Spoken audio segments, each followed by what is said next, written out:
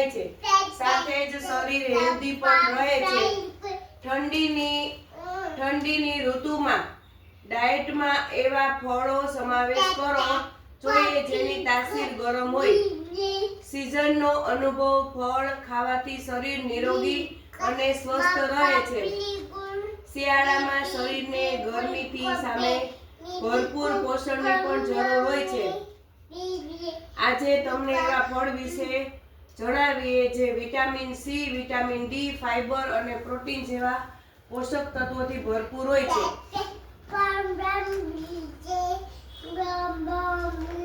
અંજીર શિયાળામાં ડાયટ અંજીરનો સમાવેશ થાય છે. ડ્રાયર અંજીર ખાઈ શકો છો. ફ્રેશ ડાયટ અંજીર. પછી ખજૂર.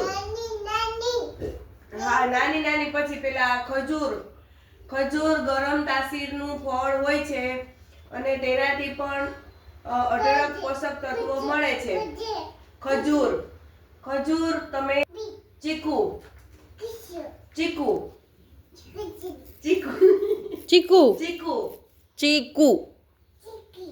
હા, ચીકુ એવું ફળ છે જે સામાન્ય રીતે આખું વર્ષ માર્કેટમાં મળે છે, પરંતુ આ ફળની તાસીર ગરમ હોય છે. સ્વાદમાં મીઠું. ચીકુ શિયાળામાં ખાવાથી વધુ યોગ્ય અને ચીકુમાં વિટામિન સી હોય છે. બરાબર. પપૈયું વિટામિન સી નો બેસ્ટ સોર્સ છે.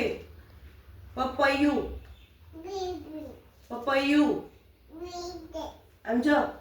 પપૈયું ઈ નહીં, પપૈયું. પેલા આ વાંચો.